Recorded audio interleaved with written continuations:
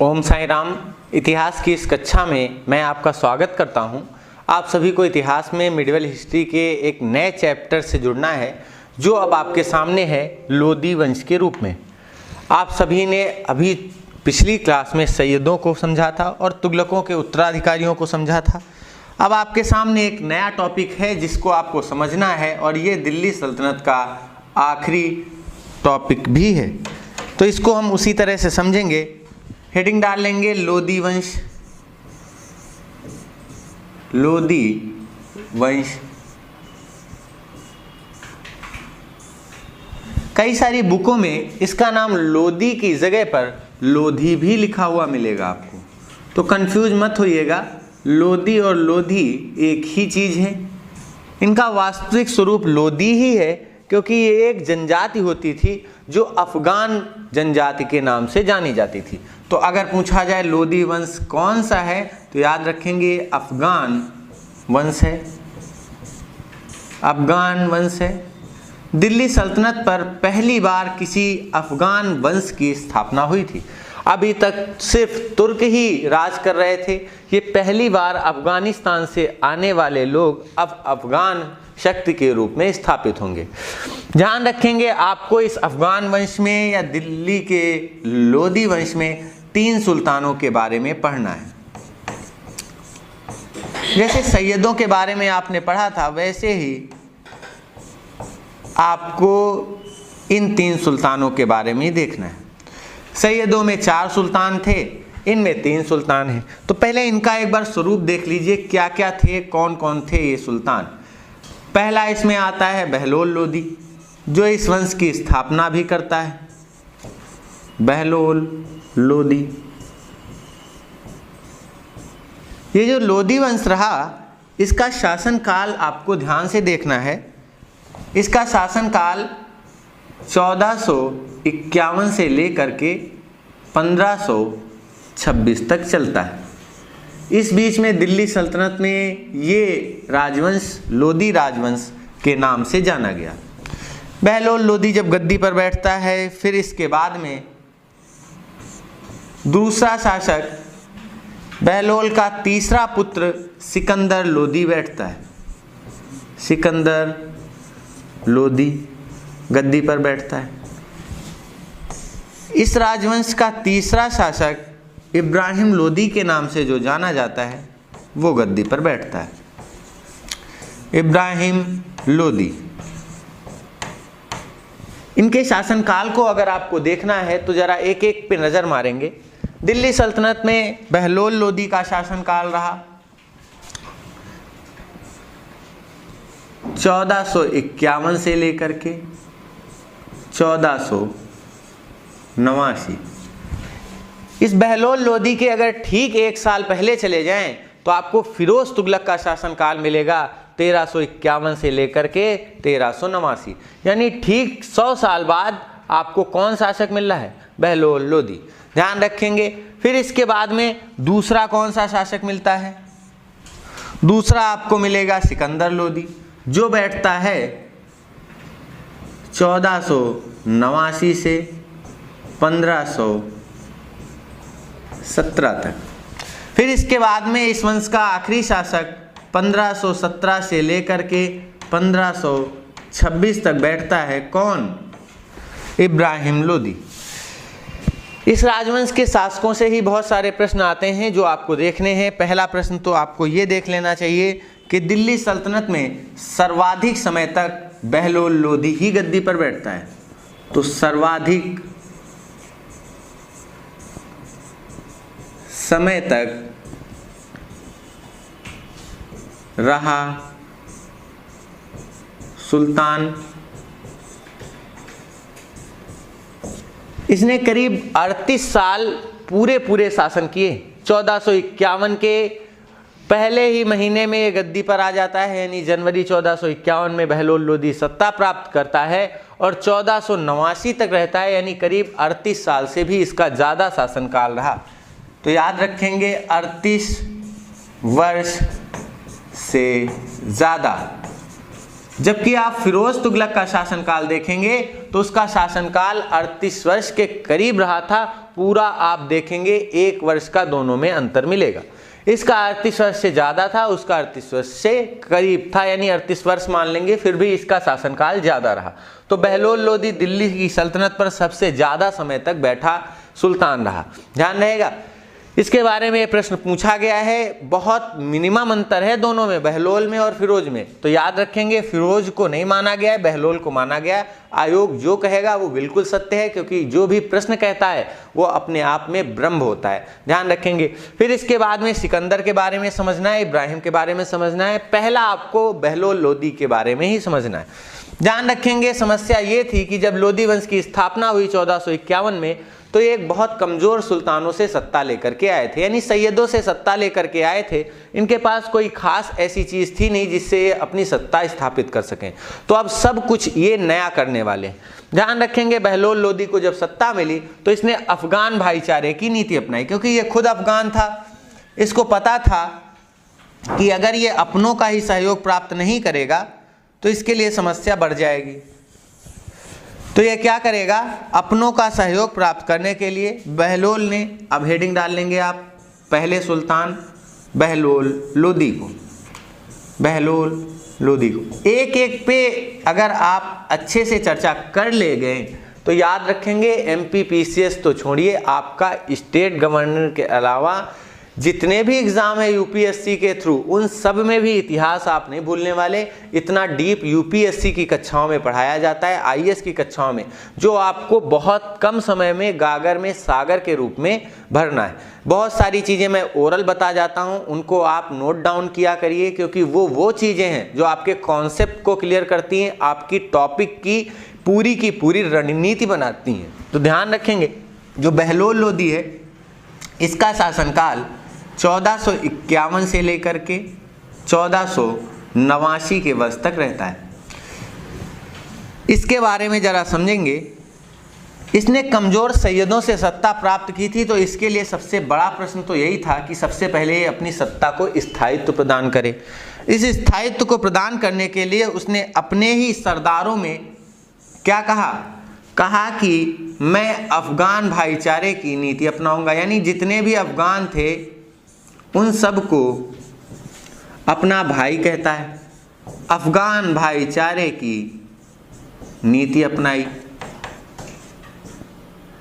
कहा कि कुछ भी हो जाए, हमें सुल्तान नहीं बनना, हमें शासक नहीं बनना, हमें अपने अफगान भाइयों का मान सम्मान बढ़ाना है और उन्हीं का ही हमें क्या बनना है, हमें उन्हीं का मसनद ए आला बनना है, मसनद ए आला बनना है।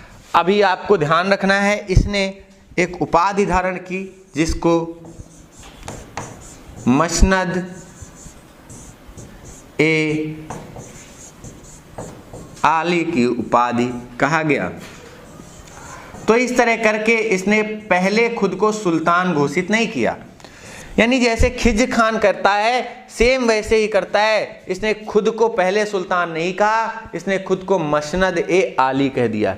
ठीक है, ध्यान रखेंगे। तो इस तरह करके इसने अपने आप को सुल्तान नहीं कहा। इसके बाद इसने इस सत्ता को मजबूती प्रदान करने के लिए बहलोल लोदी ने एक बहलोई नाम का सिक्का चलाया।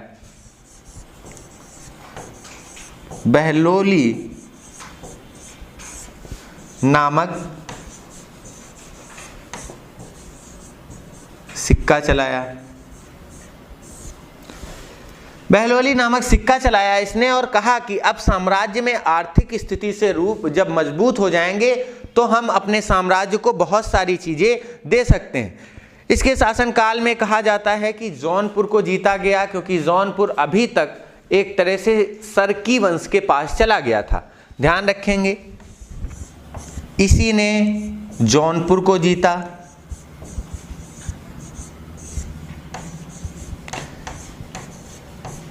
जौनपुर को इसने दिल्ली सल्तनत में मिला लिया, यानी अफगान भाईचारे की नीति के तहत उसने जौनपुर को पहली बार जीता। अफगान जो होते थे बहुत ही उद्दंड होते थे, एक तरह से अशिक्षित होते थे। इनको बहुत ही उद्दंड कहा जाता था, यानी ये अशिक्षित होते थे। जिस कारण इनकी उद्दंडता को देख करके आगे चल करके सिकंदर को आप देखेंगे तो कैसे इनको सबक सिखाता है। तो यहाँ आपको ध्यान रखना है, जब ये जौनपुर जीत करके आए यानी पूरब के सिराज को जीत करके आए तो वो एक शिक्षित नगर था, यानी उसको शिक्षा का केंद्र कहा जाता था। तो उसी नगर में सिकंदर जैसे बड़े जो लोग थे, शासक आगे बने, वो पढ़ के आए थे। उसने भी कहा कि इन अफगानों को पढ़ाओ लिखाओ भाई, क्योंकि अगर पढ़ लिख गए तो इनके अंदर कुछ शासक बनने के, कुछ अच्छे प्रशासक बनने के गुण आ जाएंगे, कम से कम जीवन तो अच्छा गुजारेंगे। तो इस तरह करके सिकंदर ने इन्हें शिक्षित करने का प्रयास किया था। लेकिन यहाँ बहलोल ने ऐसा कोई प्रयास नहीं किया, जबकि आगे चल करके बहलोल ने खुद को सुल्तान घोषित कर दिया, सुल्तान घोषित कर दिया। पहले खुद को मसनद ए आला कहा, बाद में इसने खुद को सुल्तान घोषित कर दिया। तो इस तरह करके ये था वास्तव में बहलोल लोदी। आगे चल करके जब बहलोल लोदी के शासनकाल में यानी बहलोल लोदी की मृत्यु हो जाती है तो उसका ही वंशज उत्तराधिकारी बनता है सिकंदर लोदी। ध्यान रखेंगे, बहलोल लोदी के बारे में आपको पता होना चाहिए कि दिल्ली सल्तनत में सर्वाधिक समय तक गद्दी पर यही बैठता है। सर्वाधिक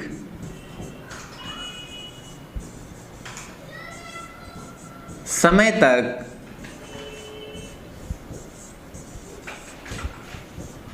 गद्दी पर बैठने वाला सुल्तान।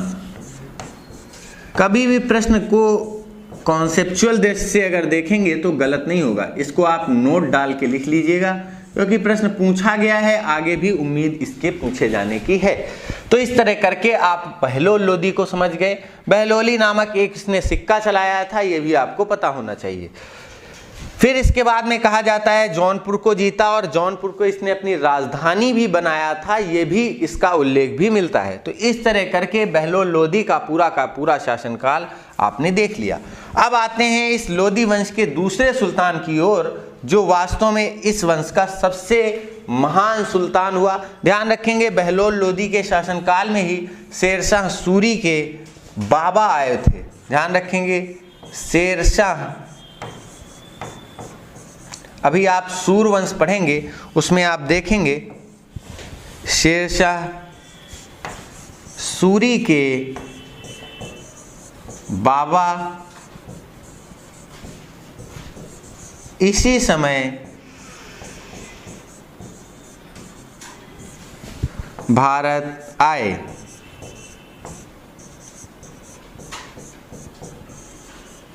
इसीलिए शेरशाह सूरी को अफगान कहा जाता है। ध्यान रखेंगे, शेरशाह सूरी भी कौन था? एक अफगान था। ध्यान रखेंगे। तो इस तरह करके आपको ये समझना था। फिर आते हैं हम अपने इसी लोदी वंश के अगले सुल्तान की ओर, जिसे हम सिकंदर लोदी के बारे में कहते हैं। तो ध्यान रखेंगे, दूसरा सुल्तान सिकंदर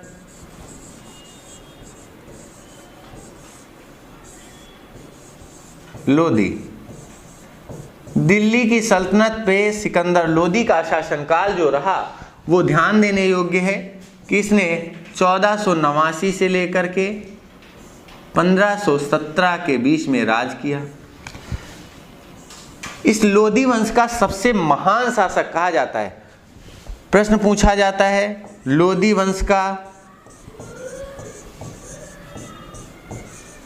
सबसे शक्तिशाली या महान राजा,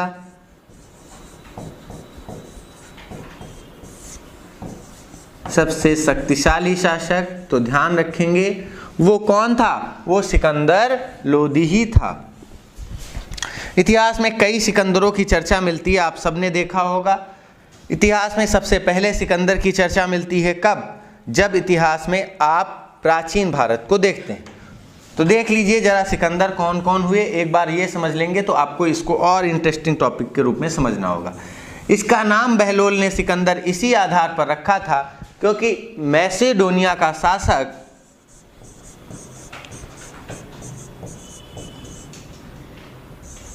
मैसेडोनिया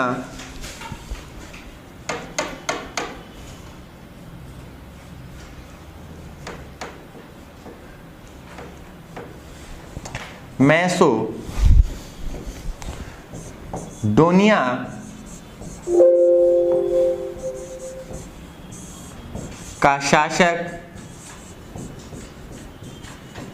जो फिलिप था, उसका एक पुत्र सिकंदर कहा गया इतिहास में, जिसने भारत पर आक्रमण किया। और इसका आक्रमण जो था वो घनानंद नाम के नंद दरबार में हुआ था, ध्यान रखेंगे। और ये आक्रमण किस वर्ष हुआ था? 325 से 326 BC के बीच में। कोई नहीं भूला होगा इस आक्रमण को, क्योंकि इसी समय चाणक्य ने अपनी चोटी की गांठ जो थी वो क्या थी? बांध ली थी और कहा था अब मैं इसको कभी नहीं खोलूंगा जब तक घनानंद को नष्ट नहीं कर दूंगा। तो ये इतिहास में आपको पहला सिकंदर मिलता है। दूसरा सिकंदर आपको मिलता है जब आप अलाउद्दीन को पढ़ते हैं। अलाउद्दीन को पढ़ते वक्त आपने क्या पढ़ा था? अलाउद्दीन ने खुद को सिकंदर ए सानी कहा है।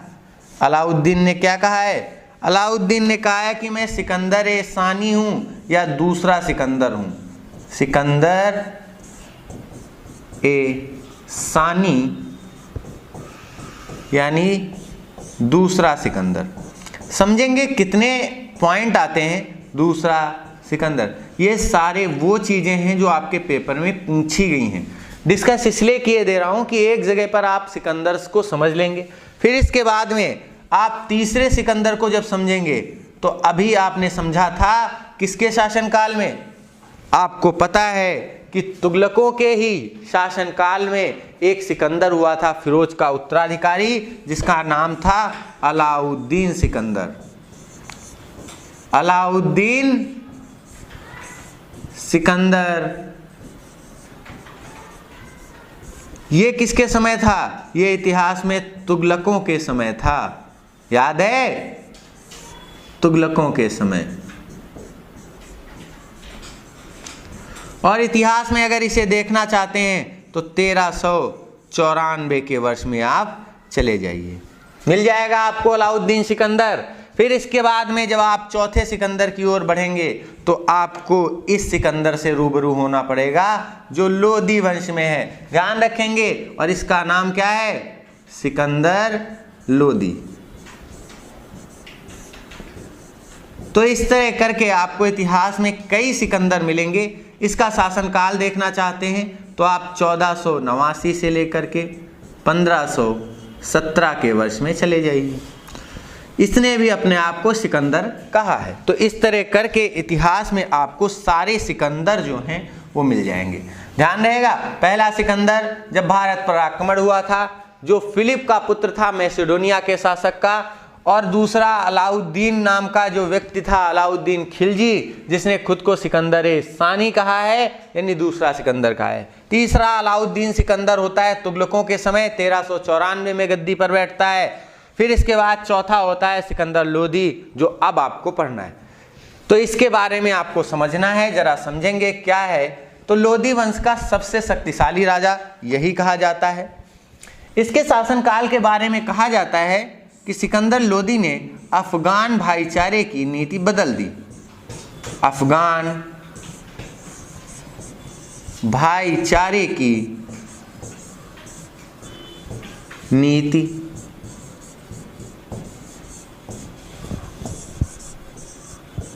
बदल दी। ये प्रश्न पूछा जाता है कि अफगान भाईचारे की नीति को किसने समाप्त कर दिया या बदल दिया? तो वो सिकंदर लोदी ही था। इसने अफगानों को शिक्षित करने का भरपूर प्रयास किया है। यह भी प्रश्न पूछा गया है, कौन था जिसने अफगानों को शिक्षित करने का प्रयास किया?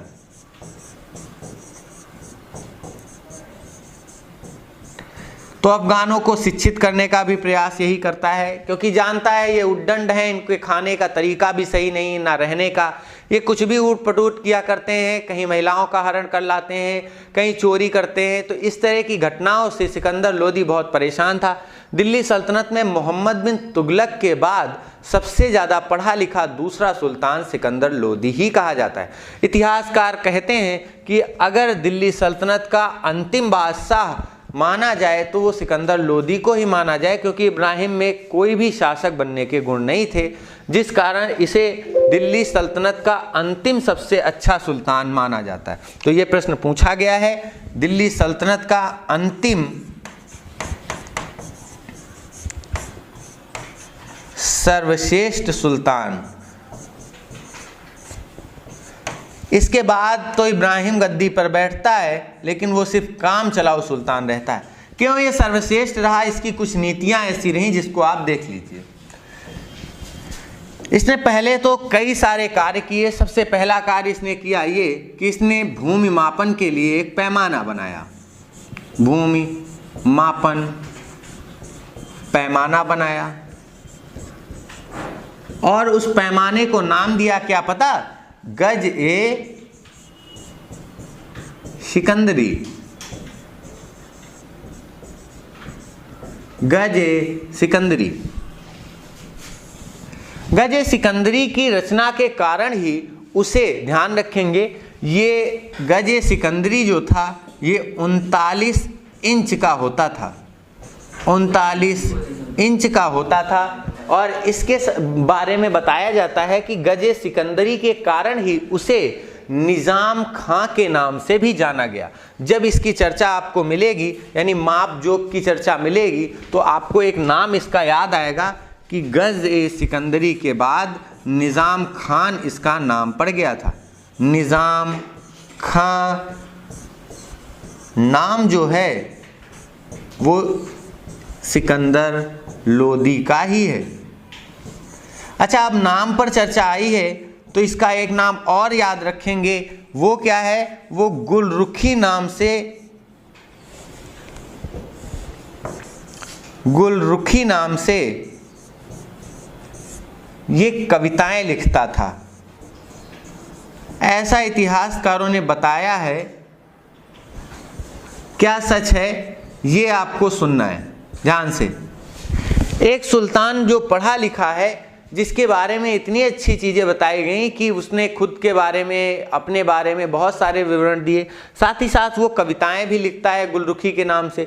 ये गुलरुखी इसका नाम था या नहीं ये प्रमाणित नहीं हो पाया, लेकिन इसकी जो कविताएं हैं वो वास्तव में इसी के शासनकाल की हैं। पता नहीं, ये लिखता है कि इसी का कोई वंशज लिखता है। तो इस तरह करके इसका ये नाम पूछा भी गया है। वो किस नाम से कविताएं लिखता है? तो गुलरुखी नाम से कविताएं लिखता है।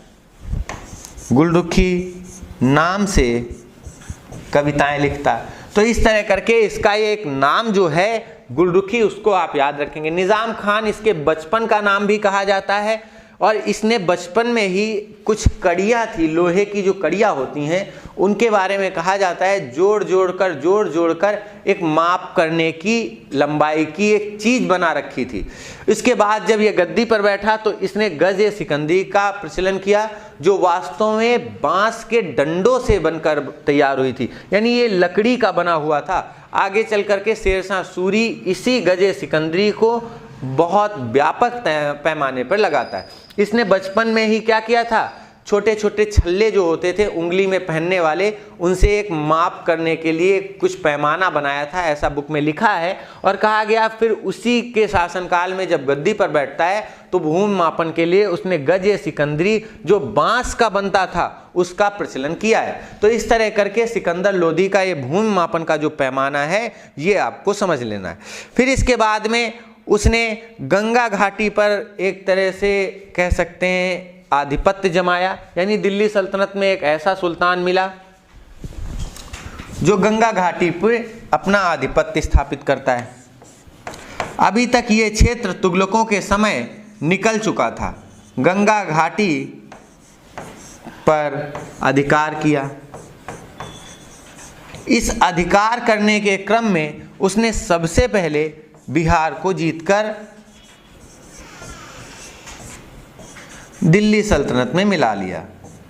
ध्यान रखेंगे बिहार को जो जीत लिया, यानी उत्तर प्रदेश और बिहार को जिसने जीत लिया वही केंद्र में राज करता है, यानी दिल्ली पर राज करता है, ऐसा प्राचीन समय से मानना था और वो आज भी मान्यता है। आप सभी जानते हैं यूपी में सबसे ज़्यादा लोकसभा की सीटें हैं, इसी तरह बिहार भी उसके पीछे ही है। तो इस तरह इन दो प्रदेशों को जीतने के बाद एक ठीक ठाक कंडीशन पहुंच जाती है, यानी 125 के करीब पहुंच जाती है और जिसने इस क्षेत्र को पूरी तरह से काबू में कर लिया, गंगेटिक बेल्ट को जिसने काबू में कर लिया, उसकी तो बल्ले बल्ले। तो वही काम इसका था कि ये जो आपके सामने सिकंदर है, इसने बिहार को जीता और गंगेटिक घाटी पर यानी गंगा घाटी पर अधिकार कर लिया। इस अधिकार करने के क्रम में उसने 1504 में आगरा की स्थापना कर दी। ध्यान रखेंगे 1504 में इसने आगरा की स्थापना कर दी और इसके बाद फिर आगरा में वो बादलगढ़ का एक किला भी बनवा देता है। तो ध्यान रखेंगे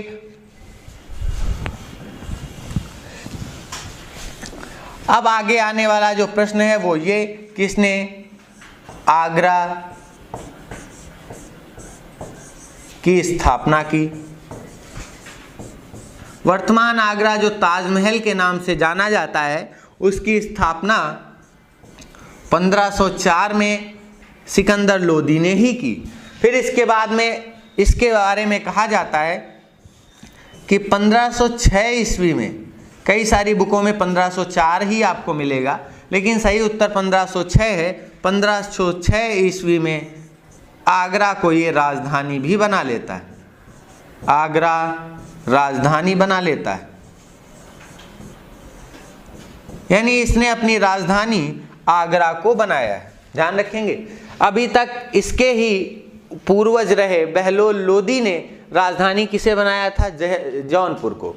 उसने जौनपुर को जीता, अपनी राजधानी बनाया। इसने बिहार को जीता, आगरा की स्थापना कराई 1504 में और 1506 में अपनी राजधानी शिफ्ट करके कहाँ ले आया, ये ले आया आगरा। क्योंकि दिल्ली इस समय बहुत विवादित हो चुकी थी, अफगान इसके विरोध में खड़े हो गए थे क्योंकि उनको इसने दंडित करने का प्रावधान किया था। ध्यान रखेंगे अफगान भाईचारे की नीति इसने जैसे ही बदली, सब के सब बहलोल के समय रहे अफगान इसके विरोध में आ गए। तो इसने उनको दंडित करने का एक तरह से सिलसिला शुरू किया, बहुत ही सख्त प्रावधान अपनाया, जैसे कि बलबन अपनाता है। तो कई सारे लोग इसकी तुलना, यानी इतिहासकार इसकी तुलना बलबन से भी कर देते हैं। हालांकि ये एक हिंदू माता से उत्पन्न पुत्र था, आपको ये याद रखना है, यानी इसकी एक माता जो थी वो हिंदू थी, जैसे कि आपको बताया गया, यानी इसकी माता जो थी हिंदू महिला थी। फिर जैसे फिरोज की थी, इस तरह आपको ये देखना था। फिर इसके बाद में जब आगरा की स्थापना कर देता है तो यही आगरा में उसने, आप सबको पता होगा बादलगढ़ का किला, तो बादलगढ़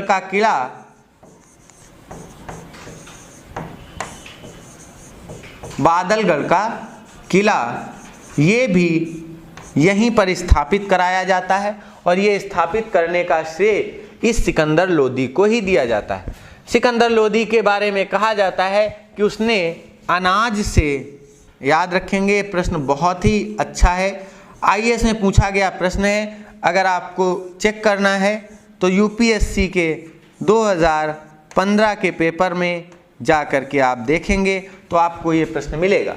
ध्यान रखेंगे इसने अनाज पर ज़कात हटा लिया, ज़कात हटा लिया।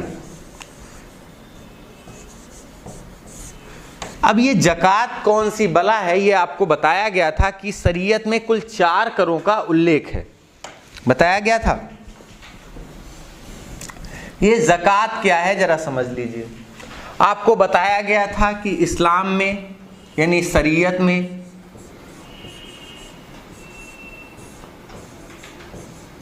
उल्लेखित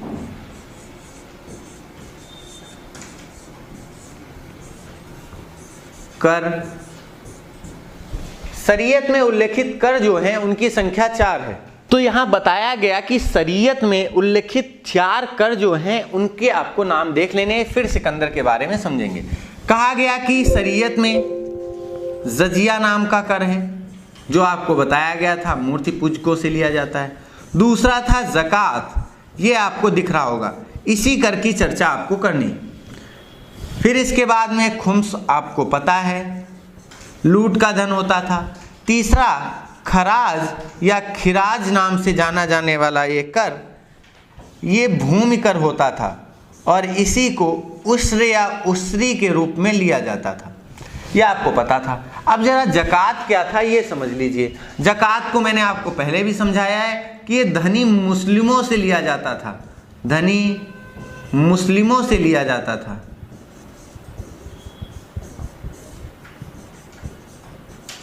और कहा जाता था उनसे उनकी आय का 1/40वां हिस्सा यानी 2.5% ये वसूला जाएगा। ध्यान रहेगा, तो 2.5% वसूला जाएगा। अब ये 2.5% जो वसूलेगा उसको कहा गया कि ये जकात जो कर है ये धनी मुस्लिमों से वसूला जाएगा। लेकिन यहाँ पर इसने जो धनी मुस्लिम थे उनसे अनाज पर जकात जो लगता था वो हटा दिया, यानी अब मुस्लिम लोग जो हैं अनाज पर कर नहीं देंगे, अनाज पर कर नहीं देंगे। यानी इसने भी एक भेदभावपूर्ण नीति अपनानी शुरू कर दी, यहीं से अपनानी शुरू कर दी। फिर इसके बाद क्या था, इसने ज्वाला देवी मंदिर को भी नष्ट कर दिया। ध्यान रखने वाली बात है कि इसने क्या किया, इसने ज्वाला देवी मंदिर को नष्ट कर दिया। जैसा कि आपको बताया गया था फिरोज तुगलक ने इसे नष्ट किया, तो वहाँ के कुछ साधुओं ने इस मंदिर का निर्माण कराया। हिमाचल प्रदेश का ये मंदिर आप सबको पता है, ये हिमाचल प्रदेश में है और कांगड़ा नामक जगह पर है। इस मंदिर को सिकंदर ने नष्ट कर दिया। एक प्रश्न तो ये बन गया, सिकंदर ने नष्ट कर दिया। तो इस तरह करके सिकंदर ने ज्वाला देवी नाम का ये प्रसिद्ध मंदिर, जो वास्तव में फिरोज के बाद वहाँ के पुजारियों ने निर्मित कराया था, वो अब नष्ट हो चुका था। फिर क्या था, फिर इसने धनी मुस्लिमों को बहुत सारा एक तरह से छूट दे दी, अनाज से जकात हटा करके। इसने निर्धनों को मुफ्त में भोजन भी कराया है, ऐसा भी उदाहरण मिलता है। जैसा कि बताया ही गया था कि फिरोज भी जो मुस्लिम होते थे गरीब, उनके लिए दीवान एक खैरात नाम का विभाग बनवाया था। इसकी तुलना फिरोज से करते हुए जरा बढ़ेंगे तो इसने और एक काम क्या किया, इसने मुफ्त में भोजन कराया है। मुफ्त में भोजन कराने वाला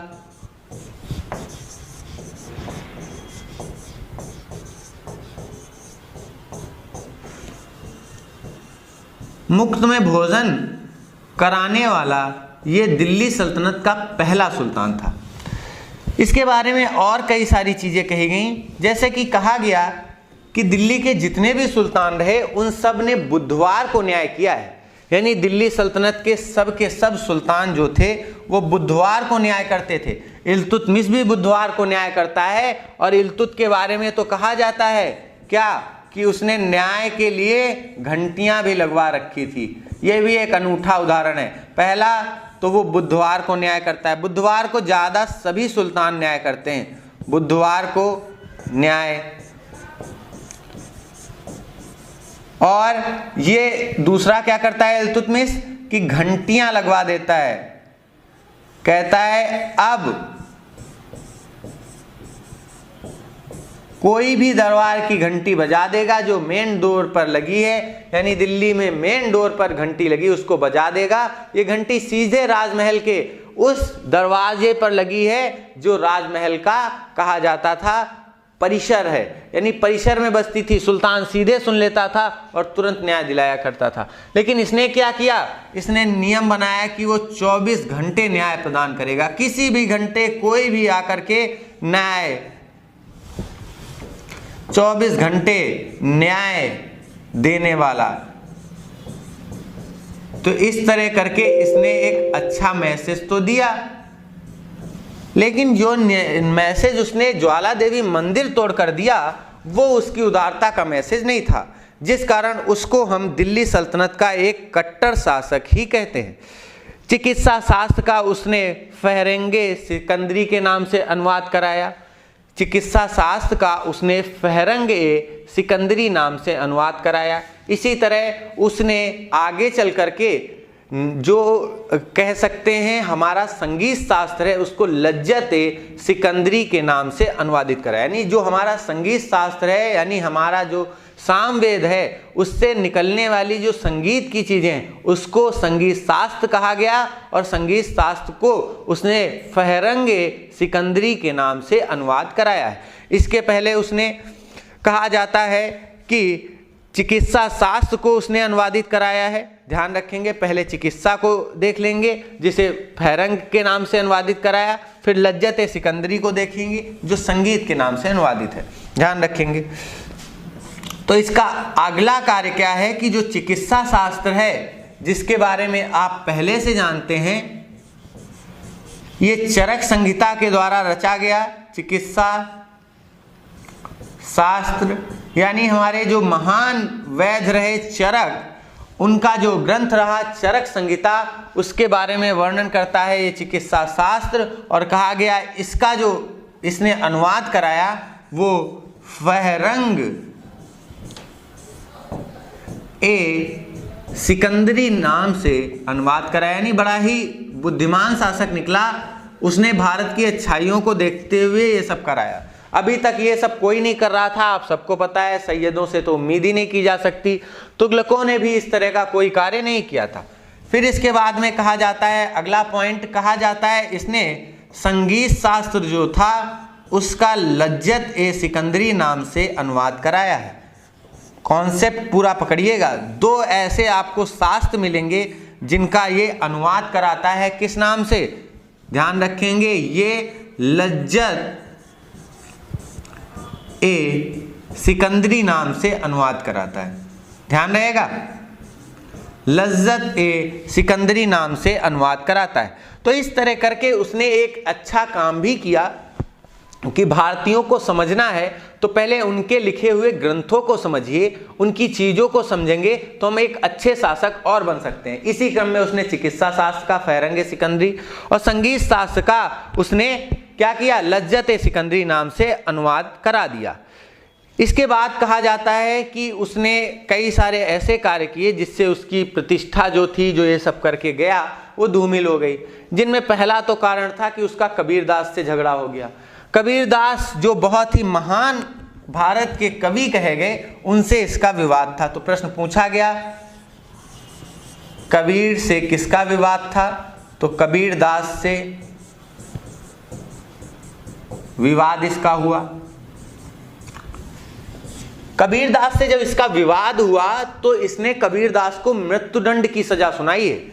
इतिहास में एक साफ साफ लिखा है, कबीरदास से जब इसका झगड़ा होता है तो सिकंदर इतना गुस्से में आ जाता है कि कहता है कबीर को तुरंत मृत्युदंड दो। लेकिन कुछ दिल्ली के ही शिक्षित लोगों ने सलाह दी कि कबीर बहुत ही सज्जन व्यक्ति हैं, बहुत ही इनकी कविताएं अच्छी हैं, इनके दोहे इतने अच्छे हैं कि तुम भी प्रसन्न हो जाओगे। अगर तुमने इनको मृत्युदंड दिया तो तुम्हारे खिलाफ विद्रोह भी हो सकता है।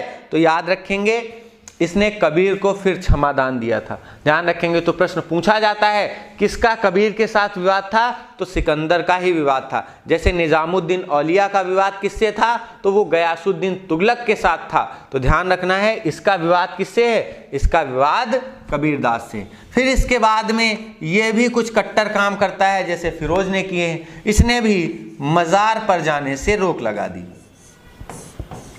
मज़ार पर जाने से रोक, जैसे फिरोज कहता है कि कोई भी अब हिंदू मस्जिद नहीं जा सकता, कोई भी हिंदू अब मस्जिद नहीं जा सकता, वैसे ही फिरोज कहता है अब कोई भी हिंदू मजार नहीं जा सकता। यानी मजार पर जाने से रोक, और किसके लिए, हिंदुओं के लिए। यानी हिंदू अब मजार पर नहीं जा सकते। इसके बाद इसने कुछ और कार्य किए हैं, उनके कार्यों के बारे में जरा समझ लीजिए। कहा जाता है दिल्ली सल्तनत का पहला सुल्तान जिसका अष्टकोणी मकबरा बना है। ध्यान रखेंगे, पहला सुल्तान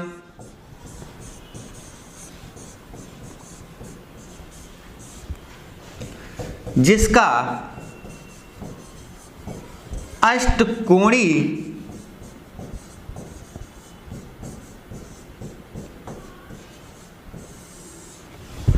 मकबरा है। दिल्ली सल्तनत का पहला सुल्तान जिसका मकबरा अष्टकोणी है। इसके बारे में कहा जाता है कि जो फिरोज का वजीर रहा था उसके बारे में कहा जाता है कि उसका मकबरा पहला अष्टकोणी मकबरा है। लेकिन अगर पूछा जाए सुल्तान का तो सुल्तान में आप सिकंदर लोदी को ही लगाएंगे।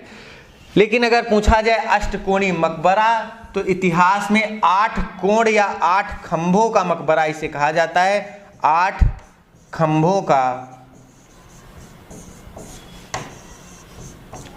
तो ये ध्यान रखेंगे। अगर पूछा जाए पहला अष्टकोणी मकबरा, पहला अष्टकोणी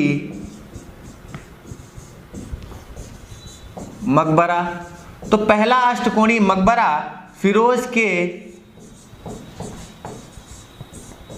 वजीर का है।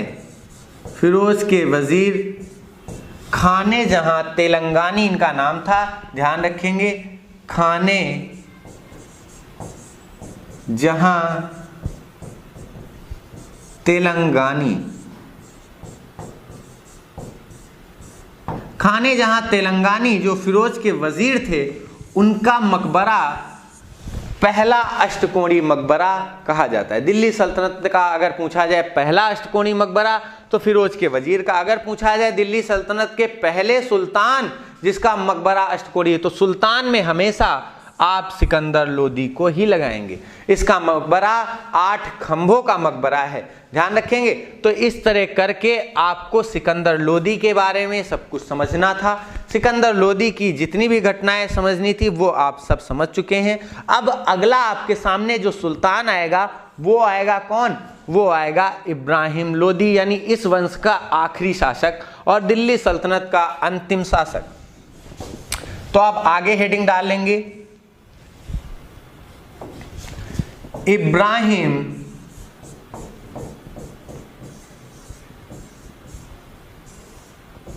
लोदी। ये जिस डाल पर बैठा था उस डाल को काटने वाला एक पागल व्यक्ति कहा जाता है। इसको भी आप देखेंगे तो दिल्ली सल्तनत में 1517 से लेकर 1526 ईस्वी तक ये गद्दी पर रहता है। तो इस शासन क्षेत्र के बीच में इसने जो भी काम किए हैं उनको आपको देखना है। इसने कार्य तो कोई नहीं किया है, इसने सिर्फ इतना किया कि इसने अफगानों में गृह युद्ध करा दिया।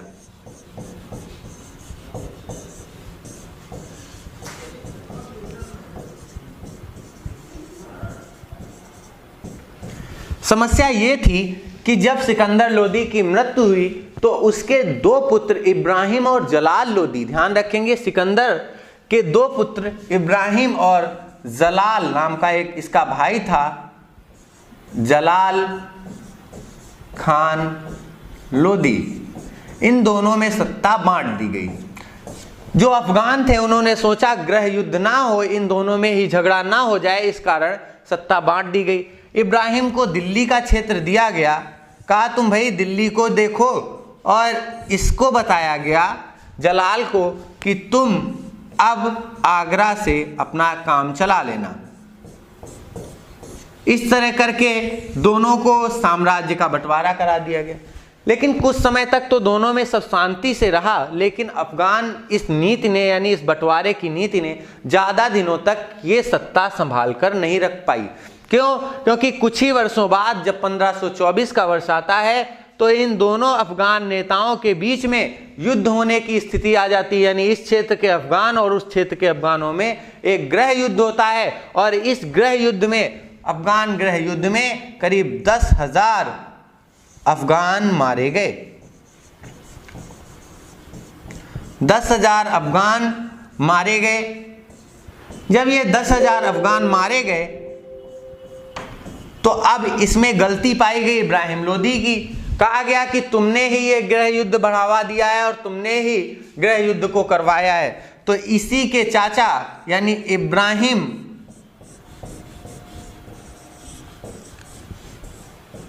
के चाचा आलम लोधी ने, आलम खान ने, इसी के चाचा आलम खान लोधी ने और इब्राहिम का भाई, इसका खुद का भाई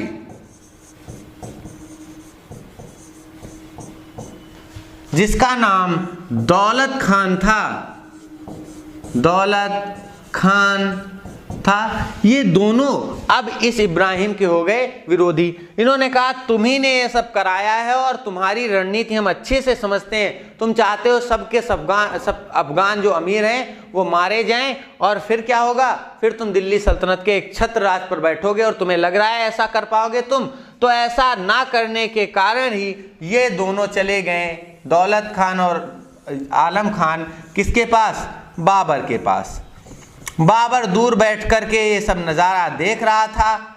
उसको तो मौका ही चाहिए था कि कैसे इब्राहिम के ऊपर आक्रमण किया जाए।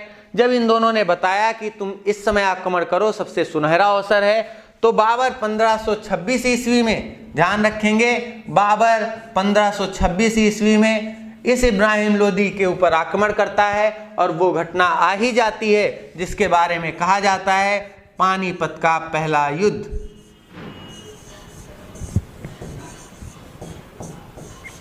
पानीपत का पहला युद्ध बाबर ने बड़ी ही बुद्धिमत्तापूर्व से तुलगमा रणनीति का प्रयोग करते हुए कैसे इसको पराजित कर दिया, वो आप अब देखेंगे। ध्यान से देखना, ये पानीपत का पहला युद्ध जो हुआ वो वर्ष 1526 में हुआ और इस युद्ध में एक तरफ था बाबर और दूसरी तरफ था इब्राहिम लोदी। बाबर का सेनापति जो तोपची था वो उस्ताद खान था, जिसके बारे में कहा जाता है उसका निशाना बहुत ही सटीक लगता था। इब्राहिम और बाबर के बीच में ये युद्ध हुआ। इसी युद्ध के दौरान ही बाबर मारा गया, इब्राहिम मारा गया और बाबर ने जब इसकी हत्या कर दी 1526 में, तो यही वो क्षण था जब बाबर ने मुगल वंश की स्थापना कर दी। तो बाबर ने आगे चल करके मुगल वंश की स्थापना कर दी। मुगल वंश की स्थापना कर दी और वो होती कब है, 1526 में। तो ये था वास्तव में दिल्ली सल्तनत का आखिरी सुल्तान। अगर पूछा जाता है कि दिल्ली सल्तनत का आखिरी वंश कौन है, तो लोदी वंश बताएंगे। अगर पूछा जाए दिल्ली सल्तनत का आखिरी सुल्तान, तो आप इब्राहिम लोदी को ही बताएंगे। ध्यान रखेंगे, दिल्ली सल्तनत का आखिरी सुल्तान इब्राहिम लोदी। तो इस तरह दिल्ली सल्तनत का अंतिम सुल्तान, और ये वो अंतिम सुल्तान था जिसकी युद्ध के मैदान में हत्या हुई। युद्ध मैदान में हत्या।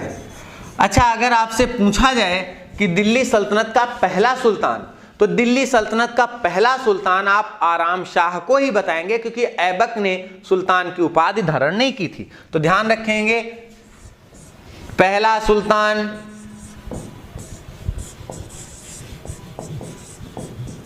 तो ऐबक का पुत्र जिसने ये उपाधि धारण की थी, ऐबक का पुत्र आराम शाह, जो गद्दी पर 1210 ईस्वी में बैठता है। आप सबको इसके बारे में पता है। और जड की लड़ाई में, आप सबको पता है, जड की लड़ाई में इल्तुतमिश द्वारा इसकी हत्या कर दी जाती। याद है जड की लड़ाई में, याद रखना, जड की लड़ाई में, जड की लड़ाई जो 1210 ईस्वी में हुई थी और इसमें आराम शाह मारा गया था। आराम शाह मारा गया। तो इस तरह दिल्ली सल्तनत का पहला सुल्तान जो युद्ध में मारा गया और इसका अंतिम सुल्तान वो भी युद्ध में मारा गया। तो इस तरह करके ये दिल्ली सल्तनत का एक दुखद पहलू था कि इसका पहला राजा भी यानी पहला सुल्तान भी मारा गया। ऐबक खुद को मलिक कहता है, सिपह सालार कहता है, हातिम द्वितीय कहता है, पील बख्श कहता है, लाख बख्श कहता है, कुरान खां कहता है, यानी 6 उपाधियां धारण करता है ऐबक, लेकिन खुद को सुल्तान नहीं कहता है। वो ध्यान रखना, सुल्तान कहने वाला आराम शाह ही था। पहली बार सुल्तान की उपाधि किसी शासक ने धारण की तो वो कौन था? आराम शाह। अगर पूछा जाए पहली बार किसने सुल्तान का पद धारण किया तो वो गजनवी को टिक करिएगा, क्योंकि गजनवी को पहली बार सुल्तान की पदवी मिली थी। लेकिन अगर पूछा जाए दिल्ली सल्तनत का कौन सा सुल्तान जिसने सुल्तान की पदवी धारण की तो ये आराम शाह ही था। इसके बाद फिर क्या था? इसकी मृत्यु हो गई और इसी तरह इब्राहिम लोदी की भी पानीपत की पहली लड़ाई में हत्या हो जाती। तो इस तरह कह के आपको एक तरह से अब मुगल वंश को पढ़ना है। ध्यान रखेंगे, इसके बाद मुगल वंश की स्थापना हो जाती है, यानी दिल्ली सल्तनत का अंत हो जाता है। तो इस तरह पानीपत की पहली लड़ाई ने दिल्ली सल्तनत को खत्म कर दिया। अब हम अगली क्लास में इसके आगे स्टार्ट करेंगे। तब तक के लिए आप सब स्वस्थ रहें, खुशी रहें, अच्छे से रहें और सभी लोग पढ़ाई पर पूरा ध्यान दें, क्योंकि अभी आपका एग्जाम लगातार होने वाले हैं। पहले तो आपको ये 11 अप्रैल का देना है, फिर इसके बाद सितंबर में भी आपका नोटिफिकेशन आ चुका है। तो अब आपके पास बोनंजा ऑफर है, एक के साथ एक फ्री।